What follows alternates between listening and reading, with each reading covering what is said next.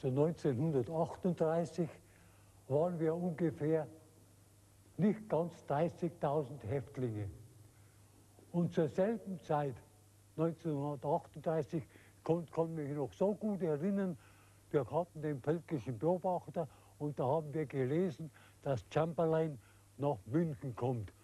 Und das war für uns so eine Enttäuschung, dass Chamberlain mit Hitler sprechen konnte und über die Tschechoslowakei diskutieren will, den Einmarsch in die Tschechoslowakei. Wir wussten überhaupt nicht mehr, was wir sagen sollen. Wir haben gedacht, es wird vielleicht besser, aber es ist bedeutend schlechter geworden.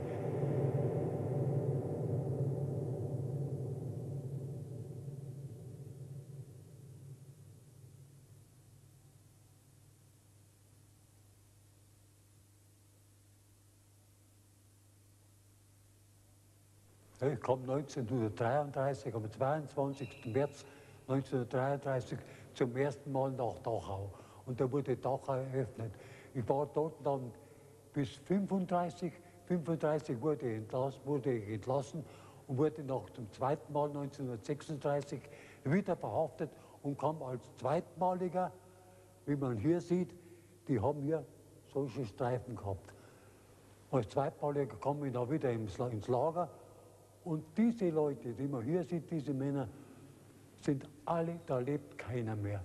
Ich war der, den man hier sieht.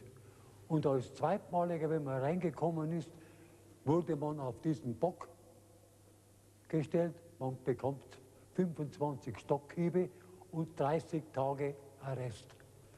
Und wenn man die 30 Tage mitgemacht hat, dann kann man sich ja vorstellen, was da los war.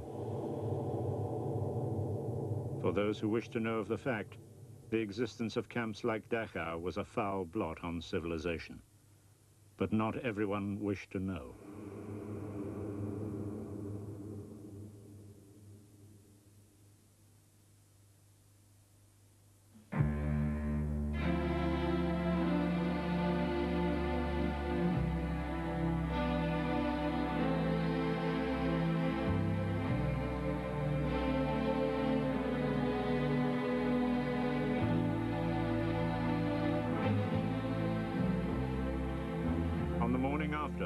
With the ink on the Munich Agreement dry, Chamberlain travelled to the private flat of the Godfather. In his pocket were 2 copies of a declaration which he secretly prepared in London and which would ensure that Britain and Germany never again went to war.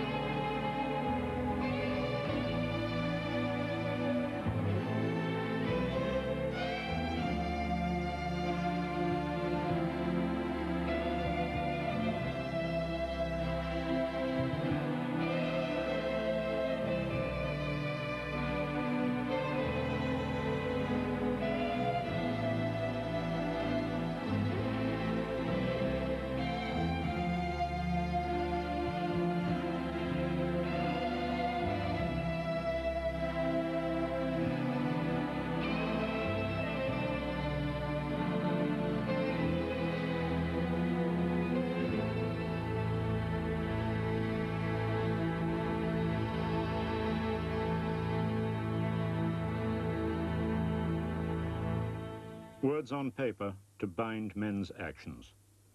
It was a moment he had planned for, as he wrote to his sisters who were the confidants of his private thoughts.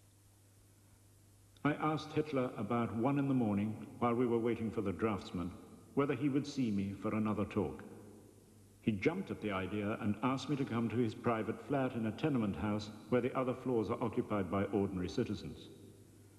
Once at the lair, the 2 men exchanged more words, then at the end, I pulled out the declaration which I had prepared beforehand and asked if he would sign it. As the interpreter translated the words into German, Hitler frequently ejaculated, "Ja, ja," and at the end he said, "Yes, I will certainly sign it. When shall we do it?" I said, "Now," and we went at once to the writing table and put our signature to the 2 copies which I had brought with me. Hitler reflected on the unusual diplomatic protocol exchange between 2 heads of state. He, Chamberlain, seemed such a nice old gentleman. I thought I would give him my autograph as a souvenir. And the Prime Minister comes home. So the deed was done, and the deal was won. And with his autograph in hand, the dealer went back to his people and was a great hero to them for arranging a deal. And others had paid the price. So our Prime Minister has come back from his 3rd and greatest journey, and he said, I have been talking with the German Hitler, Herr Chancellor, and I have in my hand a piece of our time. Cut it. Neville, you have in your hand a piece of paper, not a piece in our time. It's the German Chancellor, Herr Hitler, not the German Hitler, Herr Chancellor. Otherwise, it is lovely. This morning, I had another talk with the German Chancellor, Herr Hitler. And here is the paper which bears his name upon it as well as mine. The settlement of the Czechoslovakian problem, which has now been achieved, is, in my view, only the prelude to a larger settlement in which all Europe may find peace.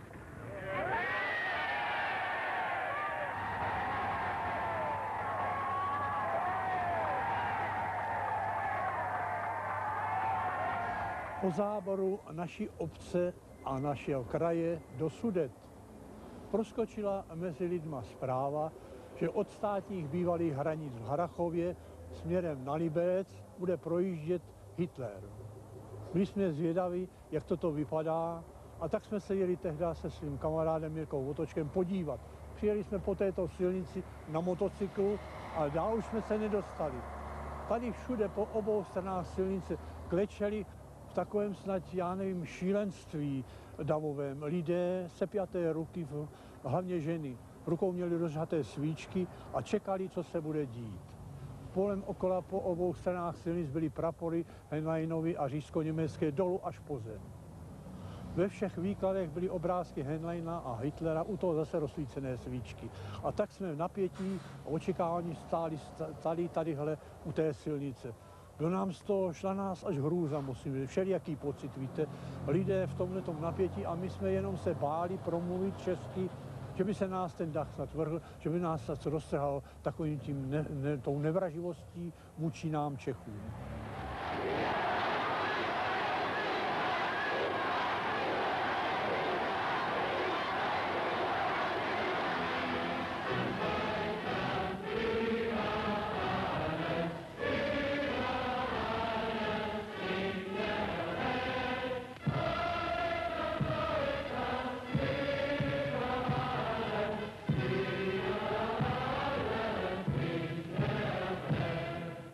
First of all, there was the near hysterical relief felt by many in Britain when Mr. Chamberlain came back waving his famous piece of paper, imitating Disraeli and promising, as it turned out rather rashly, peace in our time.